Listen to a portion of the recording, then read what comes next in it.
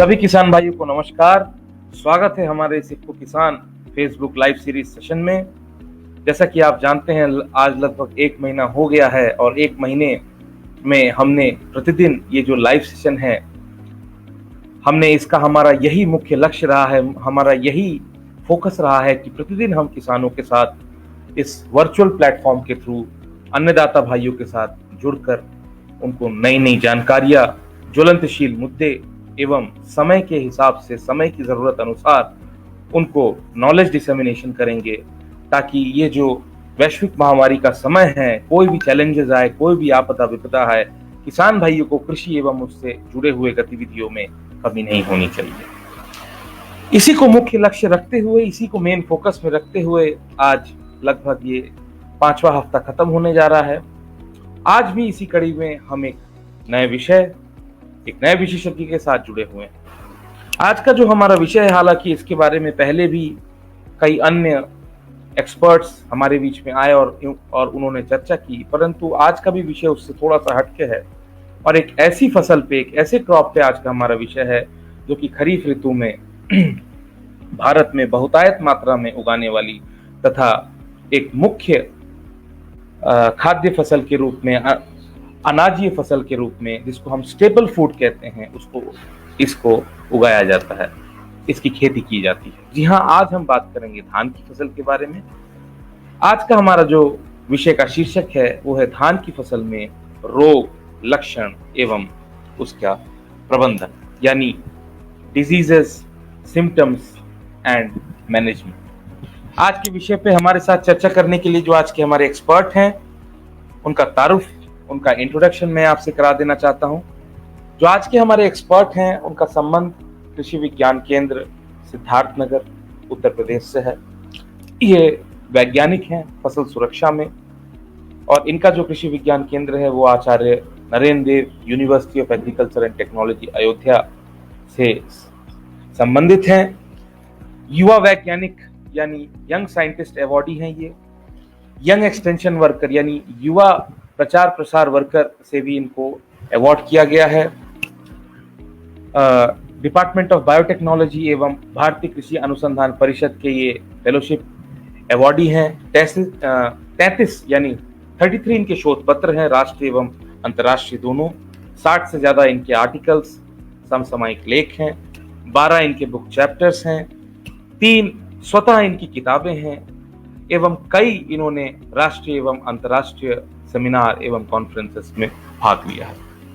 पिछले विगत एक दशकों से भी ज्यादा, लगभग 12 से 13 वर्षों से ये फसल सुरक्षा को माध्यम में रखते हुए किसानों के बीच अपना एक्सपर्टीज देकर अपनी सेवा निर्वृत्त कर रहे हैं। तो आइए पूरी ऊर्जा के साथ स्वागत करते हैं बहुमुखी, बहुप्रतिभावान एवं युवा हमारे आज के वैज्ञानिक फसल सुरक्षा डॉक्टर प्रदीप कुमार का।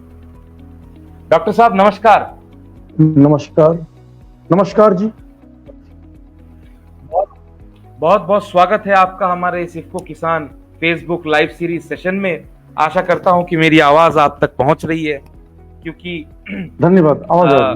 क्योंकि आप जो हैं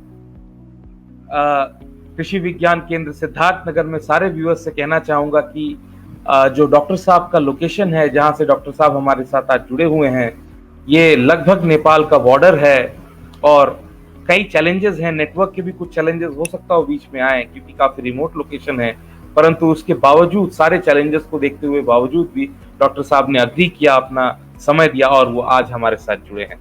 मैं सर्वप्रथम आपको कह देना चाहता हूँ डॉक्टर साहब, हमारे साथ करीबन 45 से भी ज्यादा किसान इस समय जुड़ चुके हैं, अन्नदाता भाई, स्टूडेंट्स इस समय जुड़ चुके हैं। इनमें रुद्र प्रताप सिंह बिसेन मध्य प्रदेश से, मोनालिसा भट्टाचार्य जी इलाहाबाद प्रयागराज से, डॉक्टर दुर्गा प्रसाद पाढ़ी उड़ीसा से, राजेश कुमार जी, सरदार सिंह चौधरी राजस्थान से, संदीप नायक उड़ीसा से, फैजान खान चौधरी होशियार सिंह राजस्थान से, अशोक पंडित जी बिहार से, सौरभ रक्षित वेस्ट बंगाल से, भूपेंद्र नेहरा उत्तर प्रदेश से, राजन मधेशिया, ये सभी लोगों ने आपका बहुत बहुत हार्दिक स्वागत एवं अभिवादन किया है। सारे व्यूअर्स, सारे किसान भाई जो कि हमारे साथ इस समय लाइव सेशन में जुड़े हैं, जिन्होंने डॉक्टर साहब का स्वागत किया है। सभी को बहुत बहुत स्वागत एवं अभिवादन। डॉक्टर मणिका तोमर हिमाचल प्रदेश, वो भी जुड़ चुकी है हमारे साथ, एवं रविंद्र कुमार जी भी। तो डॉक्टर साहब, ये सभी व्यूअर्स हमारे साथ जुड़ चुके हैं एवं इन सभी ने आपका हार्दिक स्वागत एवं अभिवादन कहा है। बहुत बहुत धन्यवाद सभी किसान भाइयों का और हमारे साथी वैज्ञानिक और जितने भी छात्र हैं और हमारे आज फेसबुक लाइव माध्यम से जितने भी श्रोतागण हैं उनका मैं हार्दिक अभिनंदन और आभार प्रकट करता हूं। धन्यवाद। तो डॉक्टर साहब, सर्वप्रथम मैं चाहूंगा, क्योंकि मैंने आज के टॉपिक के विषय में बता दिया, विषय के बारे में मैंने चर्चा कर ली है, सर्वप्रथम मैं चाहूंगा कि आप इसकी एक पृष्ठभूमि दें, बैकग्राउंड दें तथा इंट्रोडक्शन देके बताएं कि आज हम मुख्य किन किन बिंदुओं पे, किन किन पॉइंट्स पे आज हम चर्चा करेंगे और किस किस चीज पे हमारा फोकस आज ज्यादा रहेगा। ओवर टू यू डॉक्टर साहब। Thank you. भारत विश्व भर में एक बहुत ही बड़ा चावल उत्पादक देश रहा है और है भी। देश में लगभग 65% आबादी का मुख्य भोजन चावल है। धान खरीफ के मौसम का मुख्य फसल है। दुनिया में बढ़ रही आबादी के साथ तालमेल रखने के लिए चावल की उत्पादकता में 30% की वृद्धि होना अनिवार्य है। हालांकि कृषि भूमि में कमी, भूजल स्तर में कमी, विभिन्न प्रकार के जैविक अजैविक तनाव, जलवायु परिवर्तन, ग्लोबल वार्मिंग के परिणाम स्वरूप चावल की उत्पादकता प्रभावित होती है। धान में नम एवं गर्म वातावरण की जरूरत होती है। नम व गर्म वातावरण में रोगों का खतरा हमेशा बना रहता है और जैसे कि फंगस और जीवाणु व विषाणु का तापक्रम जब मिलता है तो वैसे वैसे बैक्टीरिया, फंगस, वायरस का फैलाव शुरू हो जाता है। भारत में धान में होने वाले नुकसान लगभग 20 से 25% रोगों से होता है। रोगों के लक्षण प्रायः पौधों के सभी भागों में जैसे जड़, पत्ती, तना, पुष्प गुच्छ तथा अनाज के दानों पर पाए जाते हैं। अगर किसान भाई निम्न बातों को ध्यान में रखकर अगर धान की खेती करते हैं तो निश्चित ही हम एक अच्छा प्रोडक्शन पा सकेंगे। अब जैसे कि इसमें स्थानीय जो परिस्थिति है वो स्थानीय के अनुसार अगर हम संस्तुति बीज का चयन करते हैं, शुद्ध प्रमाणित बीज एवं शोधित बीज बोते हैं, मृदा के आधार पर संस्तुति उर्वरकों, हरी खाद, जैविक खाद समय से संस्तुत मात्रा में प्रयोग करें और समय से हम धान की रोपाई करें और पौधों की संख्या प्रति इकाई क्षेत्रफल सुनिश्चित की जाए तो हम एक अच्छा उत्पादन हम दे सके। जी सिद्धार्थ। जी डॉक्टर साहब, आपने बड़े ही जो संक्षिप्त रूप में, विस्तृत रूप में आपने बताया कि भारत में जो धान की फसल है ये मुख्यतः किसानों के जीवन में, आम जनमानस के जीवन में एक कितना महत्वपूर्ण फसल है तथा भारत एक चावल उत्पादक में काफी अच्छा देश है तथा बहुतायत मात्रा में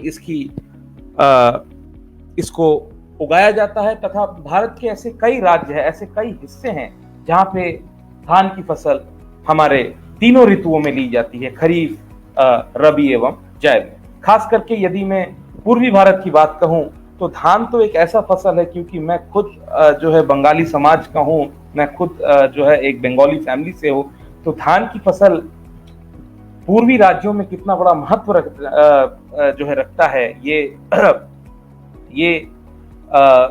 जो है जानने वाली बात है, इसको जो है समझने वाली बात है।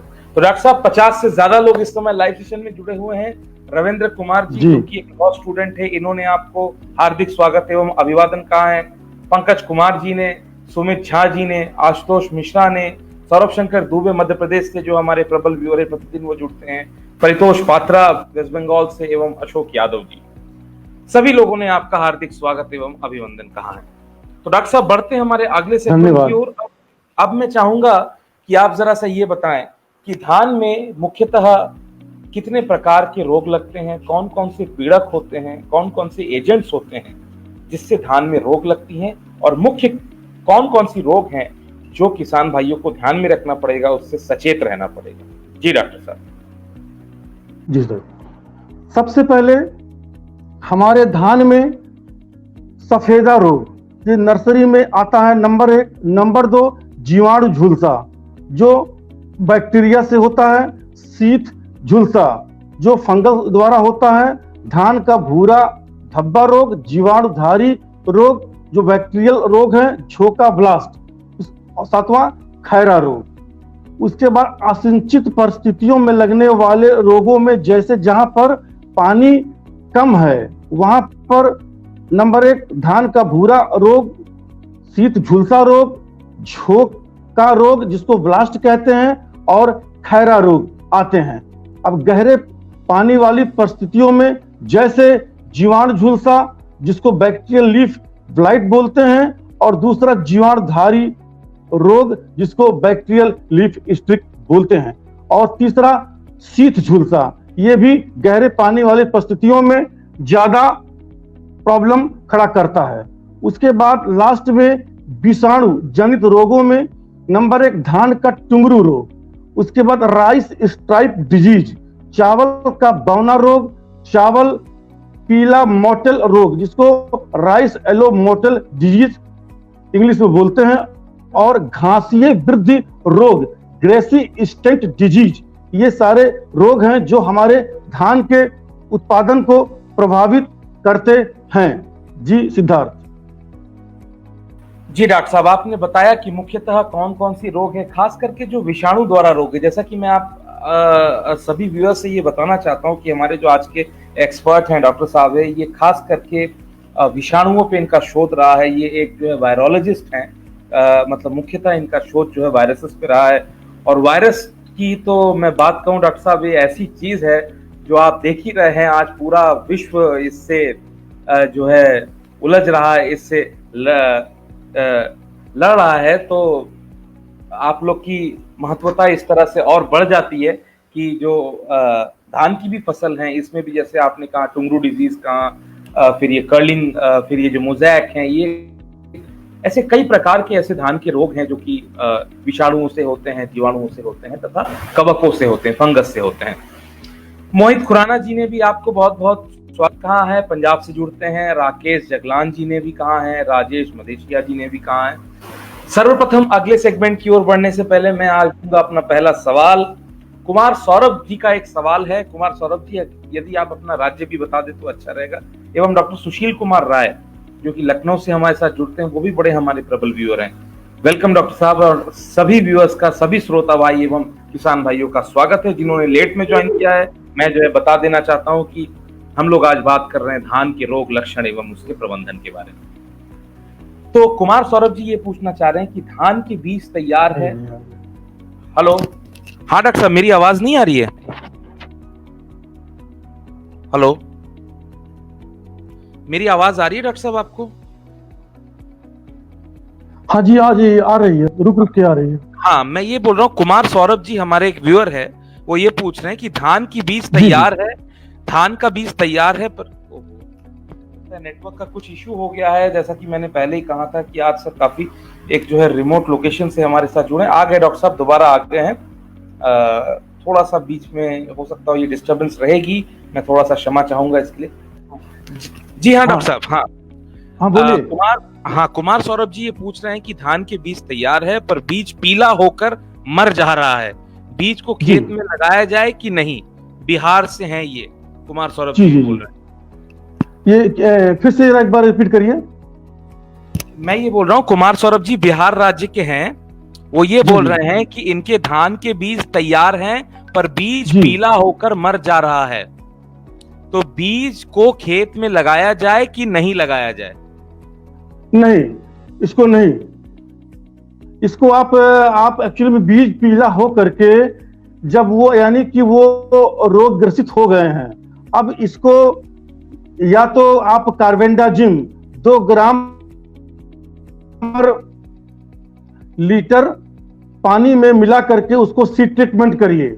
अगर पीला पड़ रहा है तो हम तो ये कहेंगे कि इसको आप रोपाई के लिए या धान की नर्सरी डालने के लिए ये ठीक नहीं है। आप दूसरा बीज, प्रमाणित शुद्ध बीज फिर से लीजिए और लेने के बाद इसको आप सीड ट्रीटमेंट करिए।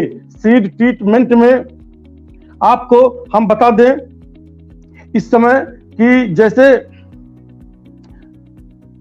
ये कार्बेंडाजिम है, कार्बेंडाजिम पहले तो सबसे आप धान के बीज को पहले नमक और पानी के घोल में मिला करके इसको उसमें डीप कर दें। उसके बाद जो भी खाली धान है और जो संक्रमित धान है वो बाहर तैर जाएगी, उसको निकाल करके आप बाहर कर दीजिए। उसके बाद उस पानी में से धान को निकाल लीजिए। निकालने के बाद आप इसको कार्बेंडाजिम से ट्रीट करके या थीरम हुआ, जीरम हुआ, जो भी आपको वहां पर अवेलेबल हो, उसको आप 2 ग्राम पर लीटर पानी में मिला करके आप इसको ट्रीट करिए। उसके बाद छाये में सुखा करके तभी आप नर्सरी में आप वो बीज प्रयोग करें। जी सिद्धार्थ। जी डॉक्टर साहब, आशा करते हैं सौरभ जी आपको आपके सवाल का उचित जवाब मिल गया है। 18 मिनट हो चुके हैं डॉक्टर साहब, आशा करते हैं मेरी आवाज आप तक पहुंच रही है। जी जी, है ना। तो डॉक्टर साहब आइए, मेरे ख्याल से फिर से रुक गए हैं। हाँ, तो आइए बढ़ते हैं हमारे अगले सेगमेंट की ओर। आवाज आ रही है आपकी? आइए हम लोग जो है बढ़ते हैं हमारे अगले सेगमेंट की ओर। राजन मधेशिया जी ने भी एक सवाल पूछा है। राजन जी, हम आपके सवाल को भी उठाएंगे, जुड़े रहे हमारे साथ। इस अगले सेगमेंट के बाद हम इसी पे आएंगे। अब मैं चाहूंगा डॉक्टर साहब आप मुख्य रोग बताएं, कौन कौन से पीड़क है, कौन कौन से एजेंट्स हैं जिसके तहत धान की फसल में रोग लगते हैं। अब मैं चाहूंगा आप जरा सा मार्गदर्शन करें तथा प्रकाश डालें कि जो जीवाणु जनित रोग हैं यानी बैक्टीरियल डिजीजेस हैं जो धान में लगते हैं, वह कौन कौन से रोग हैं, उसके लक्षण क्या है, किसान भाई उसे कैसे पहचान सकते हैं खेत में अपने स्तर पे, तथा उसके प्रबंधन क्या है। जी डॉक्टर साहब। जीवाणु पत्ती अंगमारी BLB, जिसको बैक्टीरियल लीफ स्ट्राइक बोलते हैं, कारक इसका Xanthomonas oryzae, PB oryzae. Xanthomonas oryzae gram negative गैर बीजाणु जनित छड़ी के आकार का गोल छोर वाला जीवाणु है जो एकल ध्रुवीय कशाभिका के द्वारा गतिशील होता है, जो एक जीवाणु की लंबाई लगभग 0.7 से 2.0 माइक्रोन और चौड़ाई लगभग 7.04 माइक्रोन होता है। जीवाणु में पौधों में प्रवेश कोशिका की दीवार विनाश के माध्यम से घाव या प्राकृतिक छिद्र के माध्यम से होता है और संवहन के भीतर प्रवेश कर जाता है। इसलिए रोग के लक्षण प्रायः पत्तियों के ऊपरी भाग से प्रारंभ होते हैं और पत्तियों पर जीवाणु स्राव निकलता है जो द्वितीयक निवेश द्रव्य पुनः संक्रमण कारक का काम करता है। जो द्वितीयक निवेश द्रव्य है वो भी इसको प्रभावशील बनाते हैं। यदि रोग फसल में देर से लगता है तब उपज पर कम प्रभाव पड़ता है, परंतु प्रारंभ में ही फसल में संक्रमण हो जाने से 100% तक का उपज में गिरावट हो जाती है। जीवाणु के लिए 30 से 35% तापक्रम उपयुक्त होता है। मृदा में नाइट्रोजन की अधिक मात्रा से भी रोग की उग्रता बढ़ जाती है। बैक्टीरियल लीफ ब्लाइट जीवाणु पत्ती अंगमारी जीवाणु फसल के अवशेषों तथा खरपतवार पर भी आश्रित रहते हैं। अब ये तो रही बात उस जीवाणु के लक्षणों की। अब मैं बताता हूं जो पौधों में जो इसके सिम्टम्स कैसे आते हैं, क्योंकि जब तक किसान सिम्टम्स को सही ढंग से समझ नहीं लेंगे इसका निवारण करना बहुत मुश्किल हो जाता है।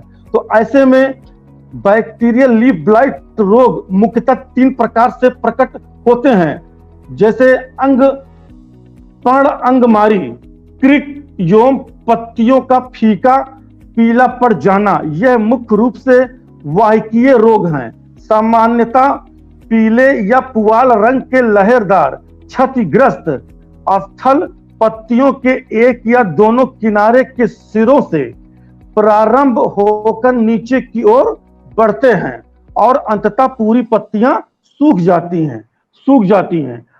गहन संक्रमण की स्थिति में रोग पौधों के सभी अंगों जैसे तना, छद, तना एवं उसकी शाखाओं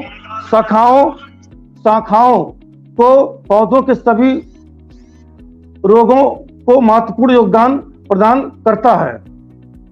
अब बीएलबी रोग के प्रसार में सिंचाई के पानी का भी महत्वपूर्ण योगदान है, क्योंकि सिंचाई के पानी द्वारा जीवाणु का रिसाव वहन एक जगह से दूसरे जगह तक होता है।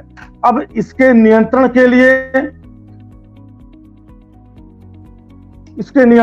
लिए खेतों की सफाई जैसे खरपतवार नियंत्रण, खेत में कम पानी को बनाए रखना और गंभीर बाढ़ के दौरान अच्छी तरह जल निकासी करना आदि इस रोग को बचाने के लिए कुछ महत्वपूर्ण उपाय हैं। इसी प्रकार नाइट्रोजन उर्वरक जो होता है, इसका उचित अनुप्रयोग करना भी इस रोग को ज्यादा उग्र बनाता है और पौधों की बीच की दूरी भी बीएलबी को प्रबंधन के लिए महत्वपूर्ण होता है।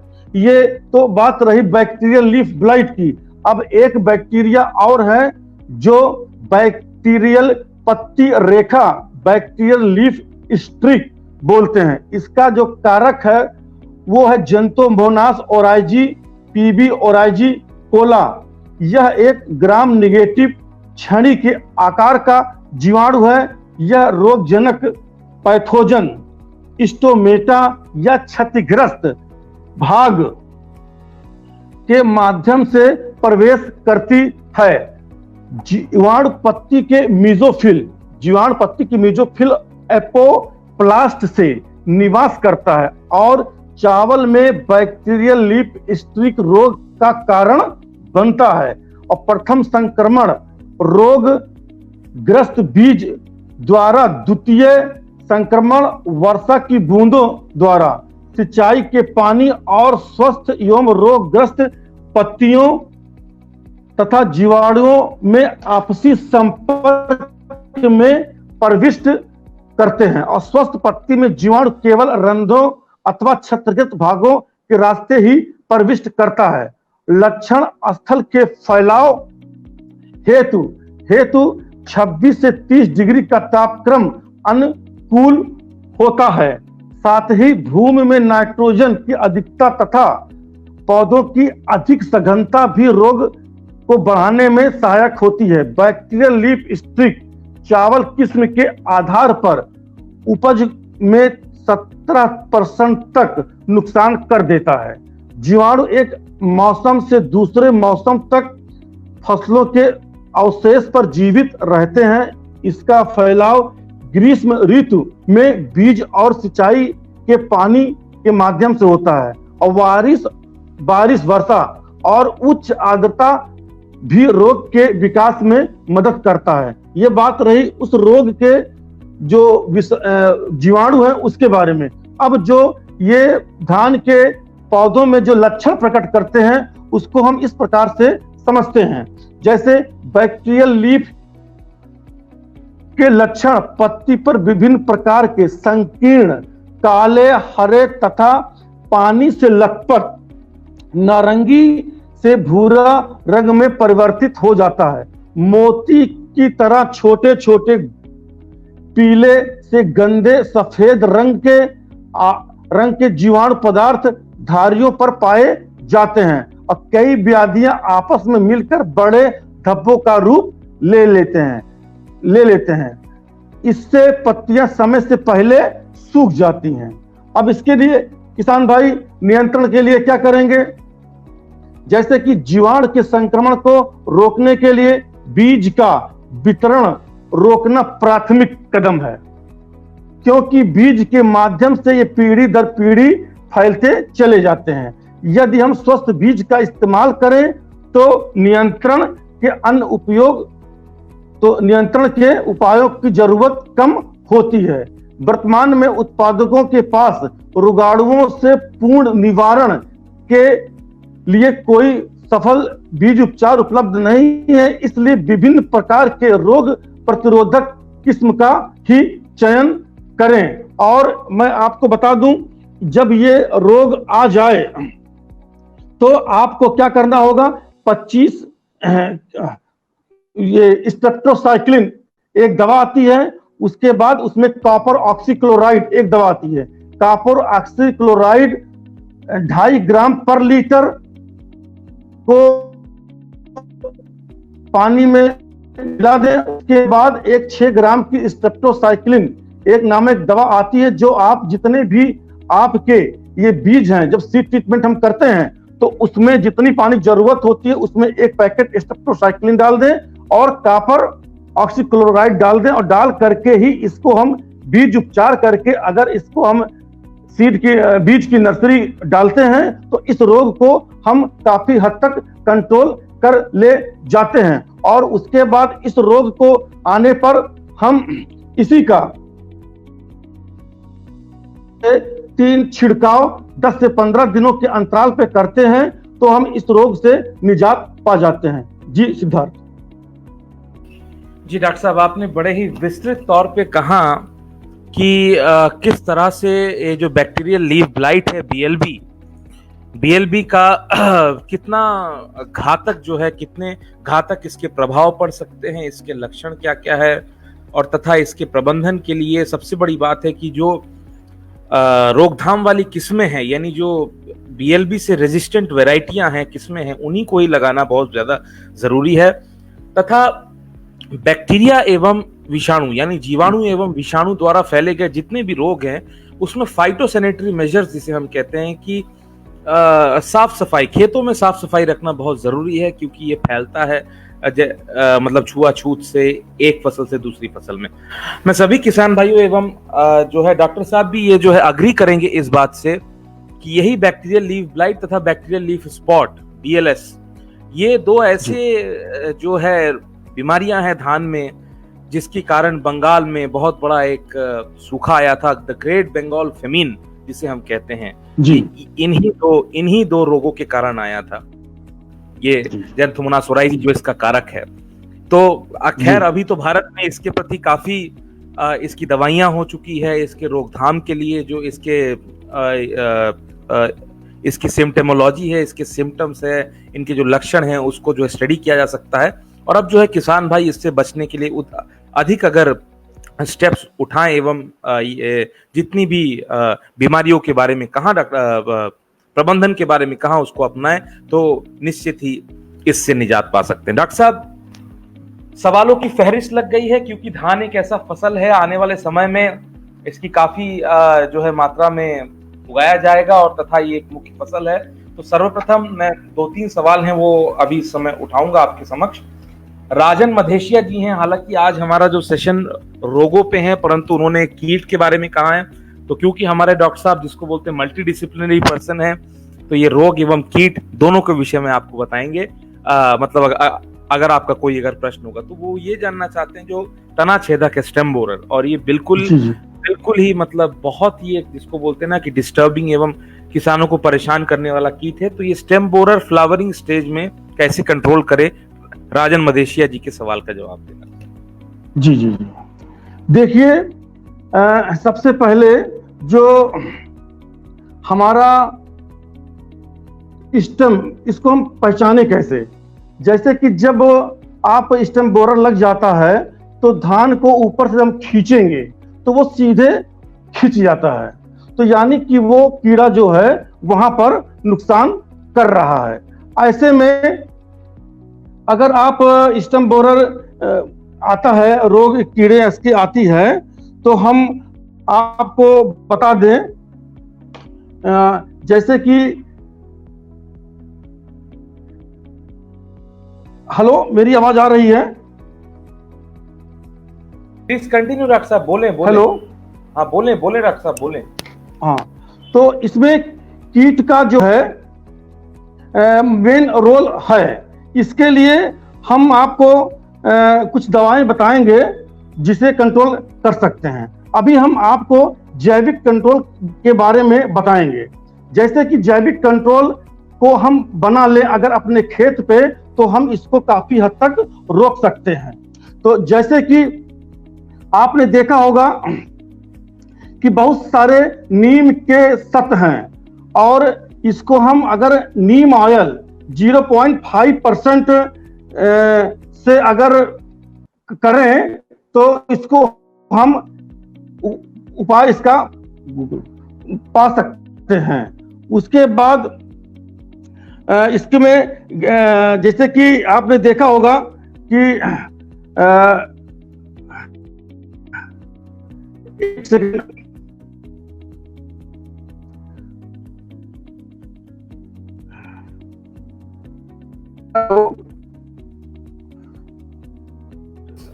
जी डॉक्टर साहब हेलो। आप बोले। हाँ सर, प्लीज कंटिन्यू कंटिन्यू करें, बोले, इनके सवाल का जवाब दें। हेलो, बोले डॉक्टर साहब, कंटिन्यू मेरी करें। आवाज आ रही है? आ रही है, जवाब आ रही है, आवाज आ रही है, प्लीज कंटिन्यू करें। अच्छा, बोले, इनके अच्छा, सवाल ये का एक्चुअली जवाब। में आवाज। नहीं नहीं, आप बोले, कंटिन्यू करें सर, जी जी प्लीज। जी जी जी जी जी जी बता रहे हैं। हाँ, एक्चुअली में इसके लिए जो है ये ट्राइकोग्रामा जोपोनिकम होता है, जो इसको हम डाल करके इसको हम कंट्रोल कर सकते हैं।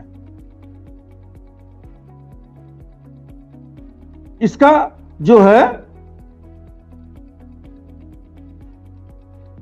जी सिद्धार्थ। जी डॉक्टर साहब, तो मेरे ख्याल से ट्राइकोडर्मा जेपोनिकम जो इसका ये जैविक नियंत्रण है, यही इनके लिए ठीक रहेगा फ्लावरिंग स्टेज में। जी कोई जी भी जी जी कोई जो है जी। रसायन वगैरह की कोई जरूरत पड़ती है क्या, कि अगर ये ट्राइकोडर्मा जेपोनिकम यूज करते हैं वही ठीक रहेगा? नहीं, वो ठीक है। उसके बाद क्या नाम है, आप और भी इंसेक्टिसाइड है जिसका प्रयोग आप जो है वो कर सकते हैं। जी डॉक्टर साहब, आशा करते हैं राजेश जी, आपको आपके सवाल का उचित जवाब मिल गया है। राजेश मदेशिया जी थे हमारे साथ। विक्रांत कुमार जी पूछ रहे हैं कि धान लगाते समय कौन कौन सी खाद डालें। विक्रांत जी, क्षमा चाहूंगा, आज हमारा जो विषय है वो रोगों के ऊपर है, खास करके रोग प्रबंधन के ऊपर। तो खैर, जो इसमें जितनी भी उर्वरक की मात्रा जरूरत होती है, हम आपको वो लाइव सेशन के बाद आपके प्रश्न का जवाब हम दे देंगे। परंतु मैं लाइव में इस समय हमारे एक्सपर्ट से इस सवाल पे नहीं उठाऊंगा, क्षमा करें उसके लिए। परंतु लाइव के बाद हम ये सुनिश्चित करेंगे कि आपके सवाल के जवाब हम आपको दे दें। विजेंद्र कुमार जी भी यही पूछ रहे हैं उर्वरक के बारे में। जितने भी हमारे किसान भाई उर्वरक के बारे में जानना चाहते हैं, जो कमेंट आपने किया है, लाइव सेशन के बाद 24 घंटे के अंदर हम आपके सवाल का जवाब देंगे। हमारे पेज से जुड़े रहे इफ्को किसान CSR पेज से, और तथा ज्यादा से ज्यादा अपने जो है सवालों का जवाब दें। हाँ, शेष नारायण सिंह सिद्धार्थ जी, एक आपको जो है मिनट। हाँ प्लीज प्लीज। सिद्धार्थ जी, हाँ, एक्चुअली में आवाज आपकी आ नहीं रही थी। तो वो जो स्टेम बोरर में जो इंसेक्टिसाइड है, इसमें आप फॉस्फोलॉन 35 EC 1500 ml पर हेक्टेयर, उसके बाद एसीफेट आता है 25% SP, ये 666 से 1000 ग्राम को प्रति हेक्टेयर के हिसाब से आप इसका प्रयोग करवा सकते हैं। जी डॉक्टर साहब, राजन मदेशिया जी ने आपको जो धन्यवाद दिया उनके सवाल का जवाब देने के लिए। शेष नारायण सिंह जी हैं, समीर भट्टाचार्य जी हैं, नली राम जी हैं, इन सब ने आपका स्वागत किया है। नली राम जी तथा ये डॉक्टर मणिका तोमर दोनों का सवाल है। सबसे पहले मैं नली राम जी का सवाल लूंगा, फिर मैं ये डॉक्टर मणिका तोमर का भी सवाल आपके समक्ष रखूंगा। नली राम जी पूछ रहे हैं कि जो बक्कानी एवं झंडा रोग है, इसकी रोकथाम कैसे करें, इसको कैसे दूर किया जा सकता है, कृपया इस पे प्रकाश डालें। अच्छा सवाल है नली राम जी, आपको सवाल समझ में आया डॉक्टर साहब? फिर से वो जो सवाल का है, क्या कौन सा प्रॉब्लम है? ये बक्कानी रोग पूछ रहे हैं, बक्कानी डिजीज बोलते हैं ना, बक्कानी एवं ये झंडा रोग। जी जी हाँ जी जी जी बक्कानी, जी। हाँ इसके ऊपर जरा सा ये जो है जानना चाहते हैं कि बक्कानी एवं झंडा रोग की रोकथाम कैसे कर सकते हैं और इसे कैसे दूर किया जा सकता है, इसके बारे में जी अ, श्रीमान से हमें कुछ बताएं। तो डॉक्टर साहब अगर आप कंफर्टेबल हैं तो इनके सवाल का आप जवाब दें।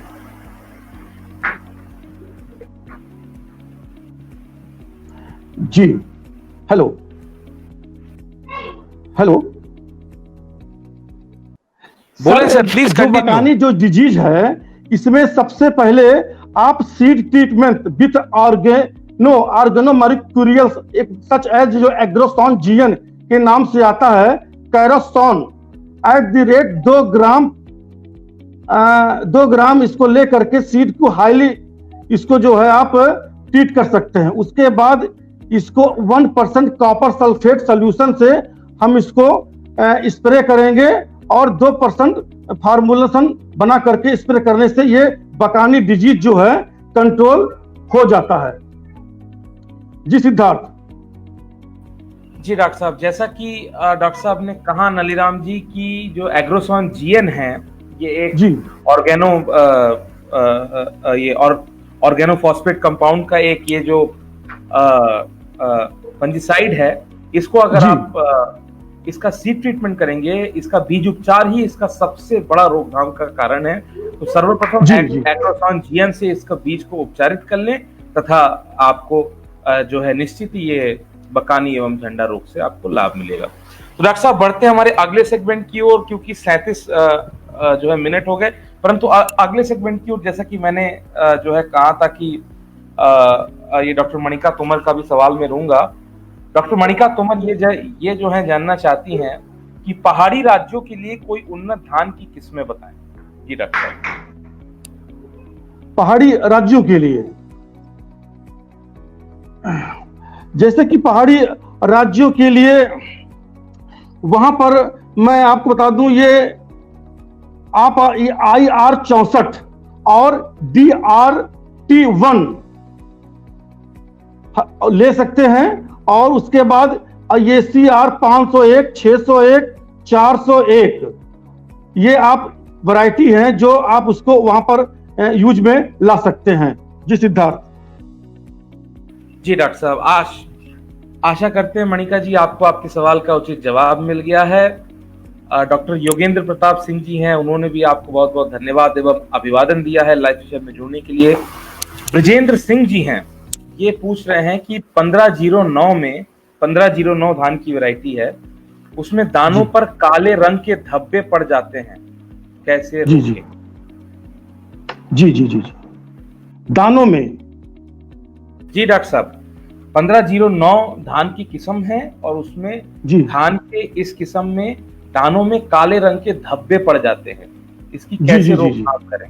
जी डॉक्टर साहब। जी जी, इसके लिए आपको सीड ट्रीटमेंट में जाने की जरूरत है, जैसे कि कैप्टॉन या थीरम, इसको जो है आप 2 ग्राम पर लीटर के हिसाब से जितना आपको आपकी जो राइस है उसको डीप कर लें, तो भविष्य में इससे रोग से निजात पाया जा सकता है। उसके बाद अगर मान लीजिए कि जब वो फ्लावरिंग स्टेज पे या जब वो दाने पड़ जाते हैं तो वो सिम्टम्स उसमें आ जाते हैं, उस समय आप मैंको जेब प्लस ट्राइकोजोल का स्प्रे जो है आप करेंगे तो इस रोग से आप निजात पा जाएंगे, क्योंकि ये उसी समय लगता है जब खेत में हमारा धान खड़ा होता है, क्योंकि कटने के बाद ऐसे कोई रोग उसमें नहीं होते हैं, वो सब जो भी होते हैं वो खेत में होते हैं, इसलिए खेत पर ही इसका छिड़काव करें तो ज्यादा लाभप्रद होगा।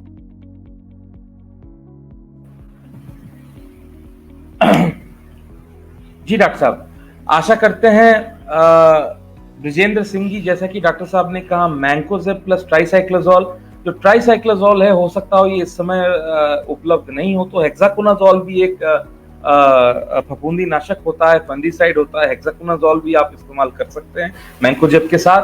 तो ये निश्चित ही ये जो काले धब्बे पड़ रहे हैं आपके धान की उसमें, तो वो उससे आप जो है बचाव कर सकते हैं। उसके अलावा जैसा कि डॉक्टर साहब ने कहा कि सभी किसान भाइयों से ये एक प्रबल बात है, एक बहुत ही ध्यान रखने वाली बात है, क्योंकि धान के फसल में फफूंद जनित रोग ज्यादा लगते हैं एवं फफूंद जनित रोग नुकसान भी ज्यादा करते हैं। फफूंद जनित रोग को सबसे पहले उसकी रोकथाम करने के लिए बीज उपचार यानी सीड ट्रीटमेंट करना अति आवश्यक है। तो बीज उपचार को ध्यान दें, और जैसा कि डॉक्टर साहब कह रहे हैं, वो जो डिस्क्राइब कर रहे हैं, अब हम अगले सेगमेंट में उसी में आएंगे, तो उन बातों का मुख्यतः ध्यान रखें।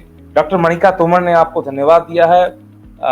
मणिका जी, बहुत बहुत धन्यवाद सवाल पूछने के लिए एवं हमारे साथ लाइव सेशन में जुड़ने के लिए। दिव्येंदु पॉल जी हैं वेस्ट बंगाल से, वो भी जुड़ चुके हैं हमारे साथ, उन्होंने भी आपको नमस्कार एवं आपका स्वागत किया है। बहुत बहुत स्वागत है दिव्येंदु पॉल जी। आज हम चर्चा कर रहे हैं धान की फसल में रोग लक्षण एवं उसके रोकथाम। जीवाणु जनित रोग यानी बैक्टीरियल ओरिजिनेटेड डिजीजेस के बारे में हमने बात कर ली है। अब हम आगे बढ़ते हैं कवक जनित यानी फफूंद जनित रोगों के बारे में। अब मैं चाहता हूं आप जरा हमारे किसान भाइयों को बताएं कि जो फफूंद जनित कौन कौन से रोग हैं, फंगस के द्वारा कौन कौन से मुख्य रोग हैं जो धान की फसल में लगते हैं, किसान भाइयों को जिससे सचेत रहना चाहिए, उनके लक्षण क्या क्या है तथा प्रबंधन किस तरह से किसान भाई कर सकते हैं, इस पे प्रकाश डाल के जरा सा चर्चा करें। जी सिद्धार्थ जी, फंगस में पहला रोग सबसे पहले जो आता है वो है धान का जोका ब्लास्ट रोग। यह एक फफूंद जनित रोग है। इसका कारक जो है पायरिपुलेरिया ओराइजी द्वारा यह रोग फैलता है। धान का यह ब्लास्ट रोग अत्यंत विनाशकारी होता है। पत्तियों और छोटे और नीले धब्बे बनते हैं और बाद में आकार में बढ़कर धब्बे नाव की तरह हो जाते हैं। बिहार में मुख्यतः इस रोग का प्रकोप सुगंधित धान में पाया जाता है। इस रोग के लक्षण सर्वप्रथम पत्तियों पर दिखाई देते हैं, क्योंकि सिम्टम्स जब तक हम समझ नहीं पाएंगे इसका हम निवारण नहीं कर पाएंगे।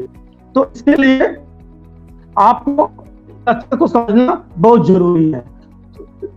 इस रोग के लक्षण सर्वप्रथम पत्तियों पर दिखाई देते, लेकिन इसका आक्रमण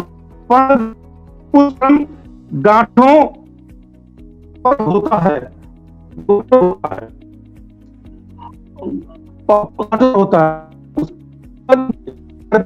के रूप में भी इसको देखा जाता है। फफूंद की पत्तियां गांठों एवं बालियों को प्रभावित करता है। धब्बों के बीच का भाग राख के रंग के तथा किनारों पर कत्थई रंग के घेरे की तरह हो जाता है, जो बढ़कर कई सेंटीमीटर हो जाता है। जैसे कि इसमें की इस फंगस की जो लंबाई चौड़ाई है 0.5 से 1.5 सेंटीमीटर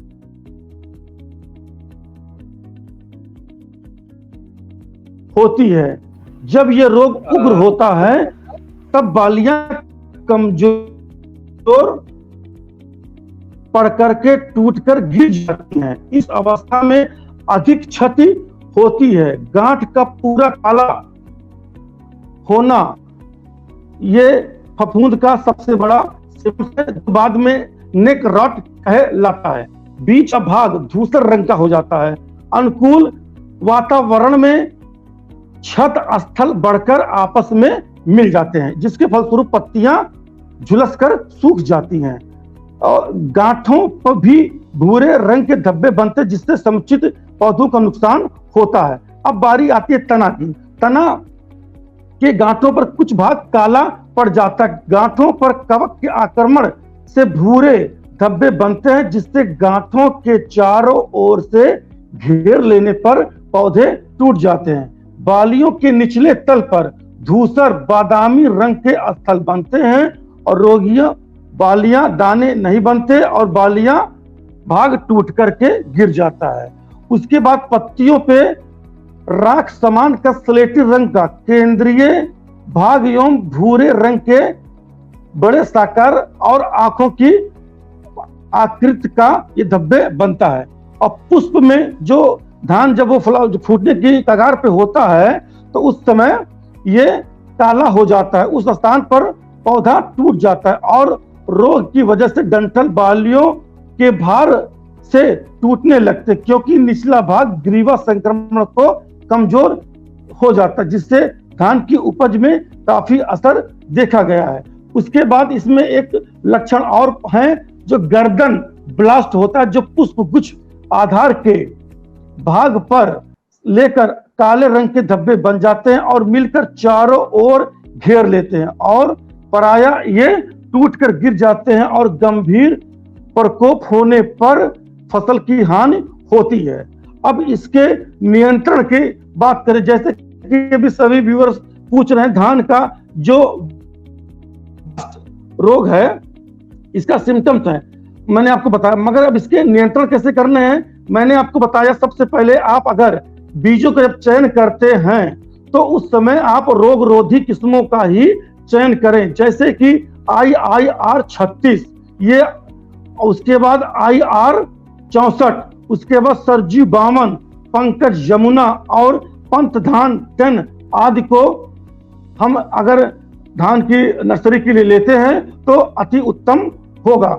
उसके बाद हम इसको सीड ट्रीटमेंट में लेकर के जाएंगे। सीड ट्रीटमेंट में आप कार्बेंडाजिम, थीरम या जीरम से 2 ग्राम पर केजी के हिसाब से आप इसको हम ट्रीट कर सकते हैं, ट्रीट कर सकते हैं। तो जैसे कि हम जब ट्रीट करेंगे तो सबसे पहले हमने बताया आपको, पानी में नमक का घोल लेकर के, मैं फिर से बार बार ये रिपीट कर रहा हूं ताकि जो भी हमारे बीज हैं वो खराब हैं वो पानी में तैर करके आप उसको छान करके ऊपर निकाल ले। उसके बाद आप जो निचली सतह पर जो हमारे बीज बैठ जाते हैं उनको निकाल करके हम कार्बेंडाजिम या थीरम, जीरम या बेबेस्टीन से हम इसका अगर सीड ट्रीटमेंट करते हैं उसके बाद ही हम इसको करते हैं। उसके बाद हम जब पानी छिड़काव, जब ये रोग आता है तो उसमें हम मैंको जेब या कार्बेंडाजिम जो है 40% WP को 500 ग्राम प्रति हेक्टेयर की दवा के हिसाब से अगर हम 700 से 1000 लीटर पानी में इसका स्प्रे करेंगे तो इस रोग से निजात पा जाएंगे। और एक बात ये ध्यान में रखने की जरूरत है, जब भी छिड़काव करें तो 11 बजे के पहले या 3 बजे के बाद, दोपहर के समय हम कोई भी फंजीसाइड का छिड़काव अगर न करें तो ज्यादा बेटर होगा। उसके बाद इसमें नर्सरी जो सूख जाती है, नर्सरी को आप समुचित सिंचाई रखें, अगर ये सूख जाएगा तब भी इस रोग की खतरा बढ़ जाता है। उसके बाद हम बीड को कंट्रोल करें, नर्सरी जो उसके किनारे किनारे जो बर्ड्स हैं इनको हम अगर खरपतवार से निराई गुड़ाई करते रहे या खरपतवार का कंट्रोल कर दें तो हम इस रोग से काफी हद तक निजात पा सकते हैं। अब नंबर दूसरा आता है भूरा पत्ती रोग, जिसको ब्राउन स्पॉट डिजीज कहते हैं। धान का यह रोग लगभग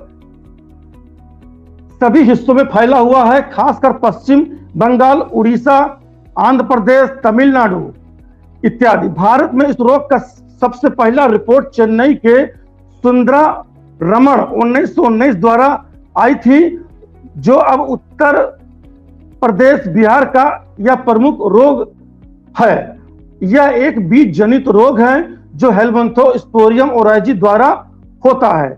इस रोग में धान की फसल को बीज से लेकर दानों तक का नुकसान होता है। इस रोग के कारण पत्तियां पर गोलाकार भूरे धब्बे बन जाते हैं और जिसे फफूंद जनित रोग कहते हैं। इसके टेम्परेचर, जो इसका फैलाव है वो 20 से 30 टेम्परेचर पे होता है और ह्यूमिडिटी, इसकी आर्द्रता 80% होने पर इस रोग का उग्र प्रभाव पड़ता है। अब पौधों की बढ़वार कम होती है, दानों पर भी प्रभाव पड़ते हैं, जिसके कारण अंकुरण क्षमता भी विपरीत प्रभाव पड़ता है। पत्तियों का तिल के आकार के भूरे रंग के धब्बे काले बन जाते हैं और बहुत छोटी बिंदी से लेकर गोलाकार का आकार बनता है। धब्बों के चारों तरफ हल्की पीली आभा बनती है जो 0.5 से 2.0 मिली माइक्रोन की होती है और पत्तियों का ये पूरी तरह से बिखरे होते हैं। पत्तियों का हिस्सा सफेद बैगनी रंग की होती है। बड़े धब्बों के किनारे गहरे भूरे रंग के होते। बीज का भाग पीला या गेंदे का जो कलर होता है या सफेद या दूसरे रंग का भी हो जाता है। जैसा कि आप देखते हैं कि धान की नर्सरी में जब तैयार होती है तो किसान भाई अपने खेत में रोपाई करना प्रारंभ कर दिए हैं। इस रोग के नियंत्रण के लिए सबसे पहले बीज को थीरम कार्बेंडाजिम 2:1 के अनुपात से अगर उपचारित कर लेते हैं तो इस रोग की संभावना भविष्य में कम हो जाती है।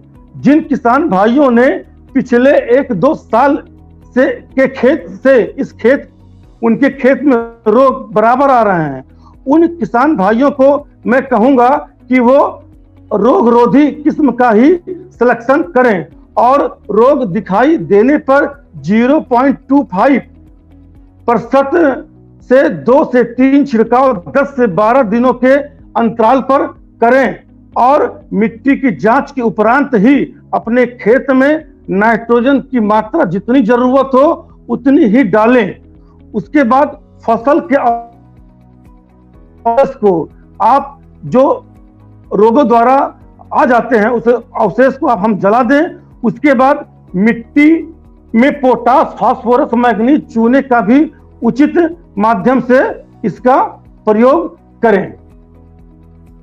अब दूसरा एक आता है जिसका नाम है फॉल्स स्मट, आभासी कंड। इसका जो कारक है वो ऑस्ट्रेलिया वायरेंस ये कारक है और ये हरियाणा, पंजाब, उत्तर प्रदेश, बिहार, झारखंड, गुजरात, पांडिचेरी में भी देखा जाता है। देश के विभिन्न राज्यों में 0.2 से 49% के बीच तक कभी कभी इसका उपज नुकसान हो जाता है। इस रोग का जीवन चक्र लैंगिक और अलैंगिक दोनों चरणों में पाया जाता है, जिसको स्क्लेरोसिया या प्राइमरी इन्फेक्शन के प्रमुख स्रोत हैं।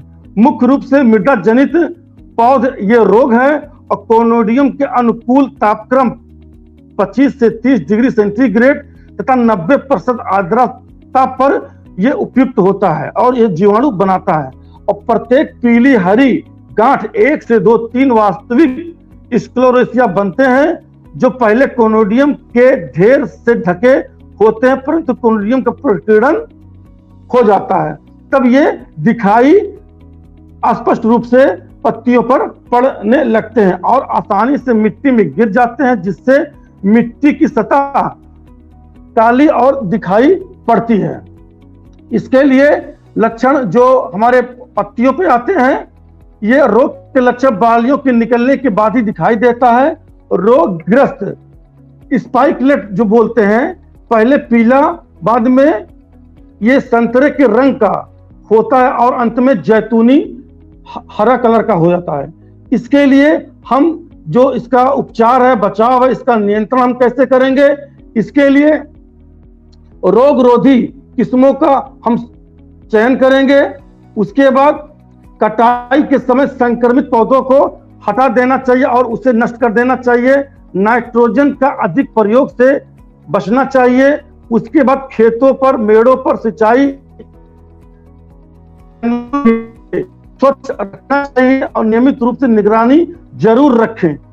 क्योंकि कभी कभी किसान भाई खेत पे परमानेंट ना जा करके वो हफ्ते में जरूर जाएं और उसकी निगरानी रखें। जैसे इस रोग का आपके लक्षण दिखाई देते हैं तो इसका आप तुरंत उपचार करें। उसके लिए आप कॉपर ऑक्सीक्लोराइड 2.5 ग्राम पर लीटर और प्रोपिकोनाजोल एक बहुत मुफीद दवा है जो 1 ml पर लीटर पानी का छिड़काव करके इस प्रबंधन को, इस रोग को हम रोक सकते हैं।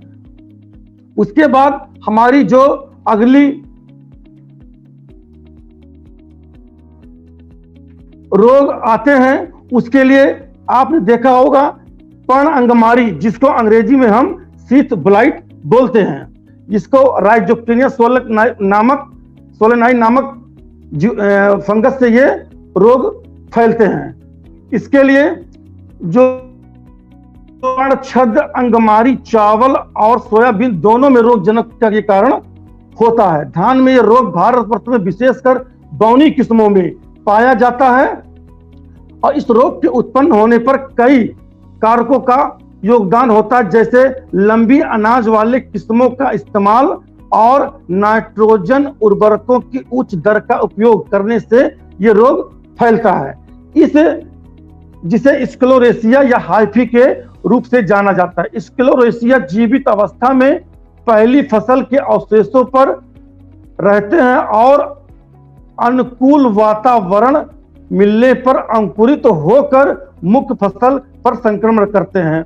स्क्लेरोसिया मिट्टी पर अंकुरित होते हैं और उसके बाद फैलना शुरू हो जाता है। इसके जो आर्द्रता है, इस रोग की जो आर्द्रता है, जब उसको मिलता है वो नमी, तो 90% और जो तापक्रम होता है वो 25 से 30% आदि कारकों का उत्तरदायी ये रोग होता है।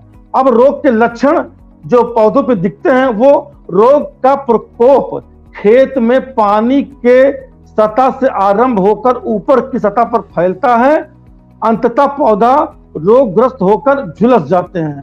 तना पर 2 से 3 सेंटीमीटर लंबे हरे भूरे छद स्थल बनते हैं, जो बाद में पुआल के रंग के हो जाते हैं। बाद में ये तना चारों ओर से घेर लेते हैं और प्रारंभ में धब्बों का रंग हरा मटमैला तांबे रंग का हो जाता है, जबकि धब्बों के किनारे भूरे रंग के होते हैं और रोग तीव्र होने पर तने के ऊपर फैल जाता है और कभी कभी धब्बों पर सफेद रंग का कवक जाल राई के दानों के समान स्क्लेरोसिया दिखाई देती है। अब इसके नियंत्रण के लिए रोग की गंभीरता को फसल प्रबंधन प्रथाओं को एकीकृत करके कम किया जा सकता है। अब हम हर बार नाइट्रोजन की बात करते हैं, यूरिया की बात करते हैं, जितना कम हम उर्वरकों का प्रयोग करेंगे, जितना एग्रोनॉमी के जो साइंटिस्ट होते हैं जितना रिकमेंडेशन दें, उतना ही आप उसका प्रयोग करें। नहीं तो ऐसी अवस्था में कोई भी फंगस हो वो उग्र हो जाते हैं और अपना प्रभाव फसलों पर छोड़ देते हैं।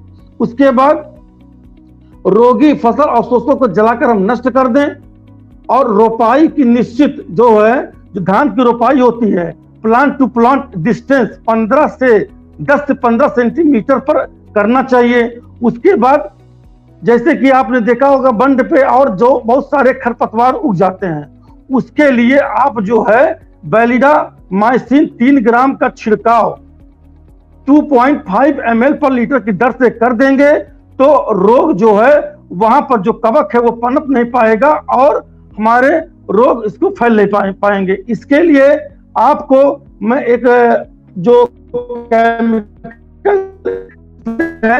हेक्साकोनाजोल जो आप 2 ml पर लीटर के हिसाब से इसको छिड़काव करेंगे, 1 से 2 छिड़काव 4 से 5 दिनों के अंतराल पे करेंगे तो निश्चित ही इस रोग पर हम कंट्रोल पा सकेंगे। उसके बाद एक दवा और है जो आपने देखा होगा,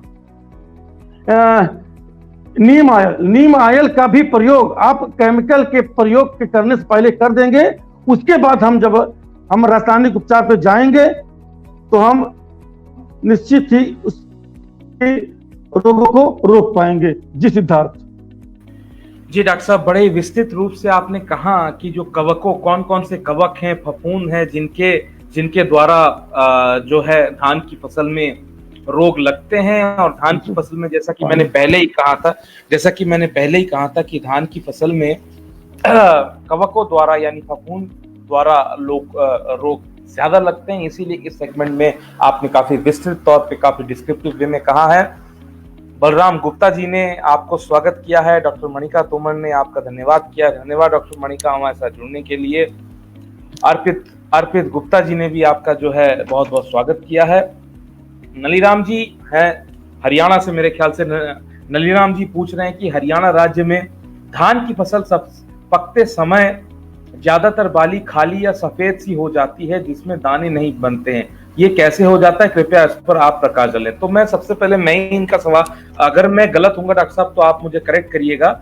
मुझे लगता है कि जैसा कि उन्होंने कहा कि ये जो धान की फसल पकते समय जो बालियां पक जाती एवं जो खाली रह जाती हैं, इसका मुख्य कारण यह है जो गंधी कीट एक होता है, जो एक रस चूसक कीट है, जो एक सकिंग पेस्ट है, वो मिल्किंग स्टेज में दूधिया अवस्था में धान की फसल में लगता है और दूधिया अवस्था में लगने के समय ये छुप के बैठ जाता है और तथा ये जो दूध है जो मिल्किंग स्टेज में पूरा जो प्लाज्मा है उसको चूस लेता है और जब पकने का समय आता है, जब धान मेच्योरिटी के स्टेज में आता है, उस समय क्या होता है कि आपको दिखेंगे बालियां खोखली हैं, खाली पड़ जाती हैं। मेरे ख्याल से मैंने सही जवाब दिया डॉक्टर साहब, यदि मैं गलत होऊंगा तो मुझे करेक्ट करना।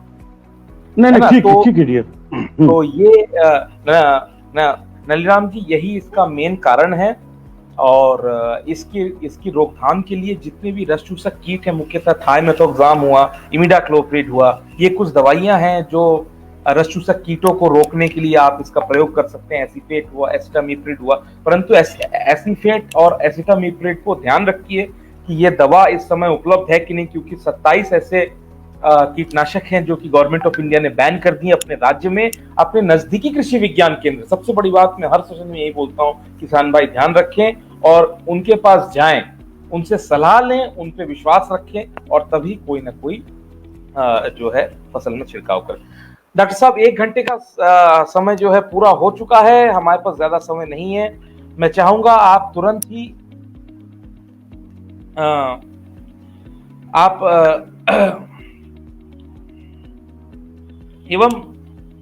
मैं ये भी कहना चाहूंगा कि स्टेम बोरर यानी तना छेदक के कारण भी ये जो है बीमारी होती है, जैसा कि नलीराम जी ने कहा। स्टेम बोरर के कारण ये जो है मतलब दोनों कारण हो सकते हैं, एक तो गंधी कीट भी हो सकता है और एक स्टेम बोरर भी होता है। अगर गंधी कीट होता है तो थोड़ा सा आपको जो है ये धब्बा पड़ेगा मतलब तने में या फिर जो बाली है उसमें थोड़ी सी धब्बा रहेगा और प्लस वो जो है खोखला रहेगा। यदि कोई धब्बा नहीं पड़ता है उस केस में आप क्या करें कि आप समझे कि ये जो है तना छेदक यानी स्टेम बोरर के कारण हुआ है।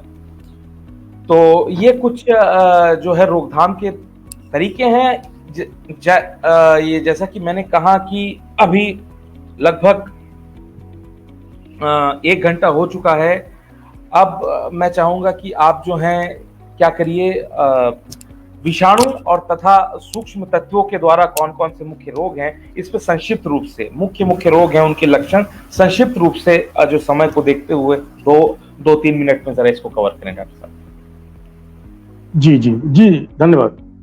जैसे कि सफेदा रोग, ये नर्सरी का रोग सबसे पहले मैंने आपको बताया था। ये जब हम नर्सरी डालते हैं और जब हम रोपाई कर देते हैं या नर्सरी में ही आपकी जो पत्तियां होती हैं वो सफेद कहीं चकत्ते पूरे खेत में दिखेंगे। जैसे कि आपका जो है सूती का कपड़ा होता है सफेद कलर का और वैसे ही हल्का सा उसमें झिल्लियां पड़ जाती हैं तो वो एकदम पारदर्शी होता है, तो सफेद रोग के नाम से जाना जाता है। इसके नियंत्रण के लिए 4 किलोग्राम फेरस सल्फेट को 20 किलोग्राम यूरिया की घोल के साथ छिड़काव अगर करते हैं तो हम इस रोग के नियंत्रण को कंट्रोल कर सकते हैं। उसके बाद जो एक आता है रोग खैरा रोग भी जिंक की कमी से होता है। इसके लिए आप जो है 5 किलोग्राम जिंक सल्फेट को 20 किलोग्राम यूरिया को या 2.5 किलोग्राम बुझे चूने के 1000 लीटर पानी में घोल करके इसका स्प्रे हम अगर करते हैं तो हम इस रोग से निजात पा सकते हैं। उसके बाद जो एक रोग हमारा है जो है वायरस का, जिसको बोलते हैं राइस टुंगरू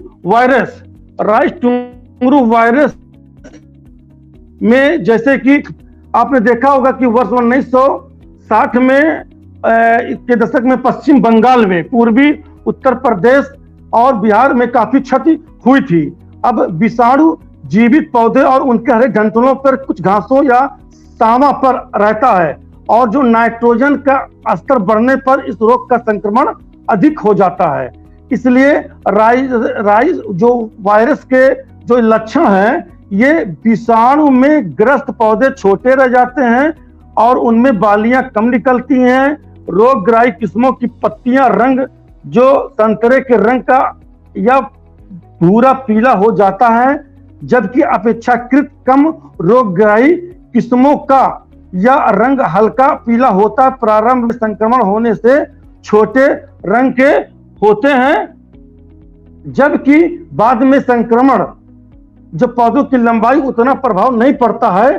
पत्तियों का बदरंग प्रायः सिरे से प्रारंभ होकर नीचे की ओर बढ़ता है। अब इसके नियंत्रण के लिए जो कुछ रोग रोधी किस्में हैं, वो आप IR36, IR50, ADT 37 को हम ले सकते हैं। उसके बाद हम जो है जो प्रारंभ में दिखाई देने वाली जो रोगग्रस्त पौधों को उखाड़कर जला दें, ऐसे को संक्रमण को रुक जाएगा। उसके बाद आपने देखा होगा इसमें रोग में जो इसका कारक होता है, ये ब्राउन प्लांट हॉपर होता है, जो आप इसको इंसेक्टिसाइड द्वारा कंट्रोल करके इस रोग को निजात पा सकते हैं। जैसे कि कार्बारिल, ये 10D 25 kg पर हेक्टेयर के हिसाब से इसका आप छिड़काव करेंगे तो इस रोग का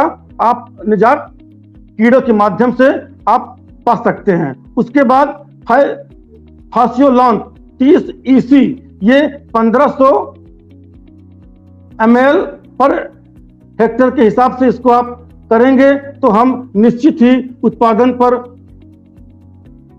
अच्छा नियंत्रण पा सकेंगे। जी सिद्धार्थ। जी डॉक्टर साहब 1 घंटा 10 मिनट हो गया है। आज आप हमारे बीच आए, तथा ऐसे तो धान में लगने वाली कई रोग हैं, चाहे वो जीवाणु द्वारा हो, चाहे वो विषाणु द्वारा हो, चाहे वो फफूंद द्वारा हो, एवं सूक्ष्म अन्य तत्व के कारण जो है कमियों के द्वारा हो।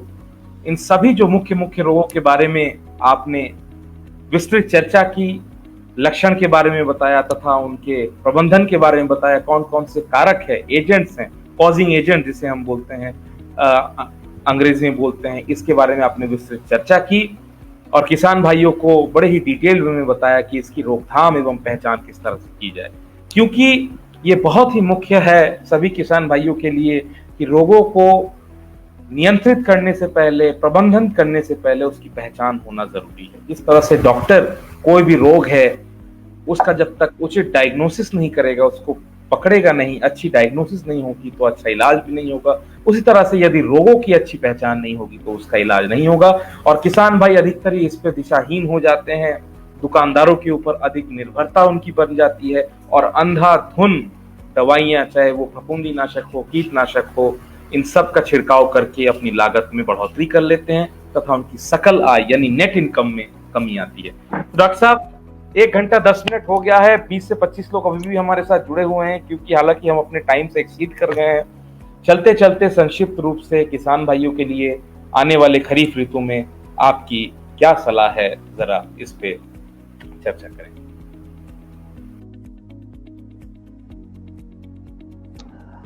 हाँ किसान भाई, हमने आपको बताया जब भी ये रोग लगता है, चाहे वायरस हो चाहे बैक्टीरिया हो, हमको सर्वप्रथम अच्छे बीजों का, प्रमाणित बीजों का ही चयन करना है। उसके बाद बीज उपचार हम अवश्य करें। उसके बाद रोपाई जब हम करें तो रूट ट्रीटमेंट जो आप जो है जरूर करें। उसके बाद लाइन स्पेसिंग जो एक निश्चित है उसी का पालन करें। उसके बाद खरपतवार नियंत्रण को जो है जरूर अपने खेतों से मुक्त रखें और हर हफ्ते या हर दूसरे तीसरे दिन अपने खेत पर जाएं और एक हर जगह पर बारीकी से देखें और देखते ही आप कृषि विज्ञान केंद्र के वैज्ञानिक जो हर जिले में उपस्थित हैं उनसे आप कंसल्ट करके आप जो है अपने रोगों को, कीड़ों के द्वारा होने वाले नुकसान को रोक सकते हैं मेरा मोबाइल नंबर आप सभी लोग नोट कर ले, जो है 8765209080 है। कभी भी आप किसान भाई हमसे बात करके आप दवा का जानकारी प्राप्त कर सकते हैं। जी सिद्धार्थ। जी डॉक्टर साहब, तो डॉक्टर साहब आज आप हमारे बीच में आए तथा इतने रोचक मुद्दे पे, इतने जरूरी विषय पे आपने आज बातचीत की, और ऐसा विषय जैसा मैंने पहले भी कहा, किसान भाइयों को काफी जरूरत होती है इस विषय पे चर्चा करने के लिए, इस विषय पे गाइडलाइन के लिए। कई मुख्य मुख्य रोगों के बारे में आपने बताया, उनके लक्षण बताए, पहचानने के तरीके बताए, कारकों के बारे में बताया तथा उनके नियंत्रण एवं प्रबंधन के बारे में बताया। लाइव सेशन में जुड़े हुए सभी किसान भाइयों की ओर से, इफ्को किसान के CSR पेज में जुड़े हुए लगभग 1 लाख किसान भाइयों की ओर से, इफ्को किसान संचार की ओर से, मेरी तरफ से, मेरी पूरी टीम की तरफ से मैं आपका बहुत बहुत आभारी हूं। आपका बहुत बहुत धन्यवाद एवं साधुवाद। आप हमारे बीच में आए और अपना बहुमूल्य समय निकाल के आपने हमारे किसानों को मार्गदर्शन किया। तो जैसा कि आप देख रहे हैं, due to network issue doctor साहब हट गए हमारे साथ। तो आज हमारे बीच थे डॉक्टर प्रदीप कुमार जी, जिन्होंने धान की फसल में रोग प्रबंधन एवं उसके लक्षण के विषय पे बताया। आशा करते हैं आज की जो चर्चा हुई वो आपके लिए लाभदायी रही। जिस विषय पे हमने बातचीत की, जिन बिंदुओं पे हमने मुख्य फोकस किया, उन बिंदुओं को आप ध्यान में रखते हुए, हमारे विशेषज्ञों की सलाह को मानते हुए आने वाले समय में आप इसका मुख्य ध्यान रखेंगे तथा धान की फसल में खरीफ ऋतु की जो एक सर्वप्रथम मुख्य, जैसा कि मैं देख रहा हूँ डॉक्टर साहब जुड़ चुके हैं। डॉक्टर साहब बहुत बहुत धन्यवाद हमारे साथ जुड़ने के लिए। धन्यवाद धन्यवाद। सभी श्रोतागण को मेरा नमस्कार।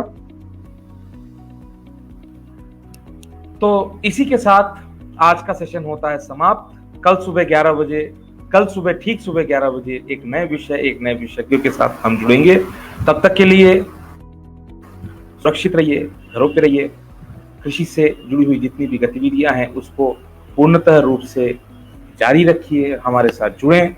ज्यादा से ज्यादा किसान भाइयों को हमारे इस लाइव सेशन के बारे में अपने मित्र सखा संबंधियों को बताएं, ताकि ज्यादा से ज्यादा लोग हमारे साथ इस लाइव सेशन में जुड़ सकें और हम अत्यधिक अच्छी जानकारी देके आपको लाभान्वित करते रहें। क्योंकि इसको किसान का यही है सपना, सफल समृद्ध रहे किसान अपना। इसी के साथ मैं चाहूंगा आपसे आज्ञा। कल फिर मिलेंगे सुबह 11 बजे। तब तक के लिए जय हिंद, जय किसान, नमस्कार।